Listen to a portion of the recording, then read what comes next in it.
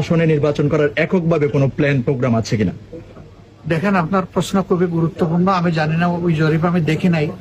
যদি ওই জরিপে এরকম এসেই থাকে, সেটা আমাদের কোনো কৃতিত্ব না, এটা আল্লাহ রাব্বুল আলামিনের কৃতিত্ব। সমস্ত কৃতিত্ব আমি আল্লাহকেই দিচ্ছি।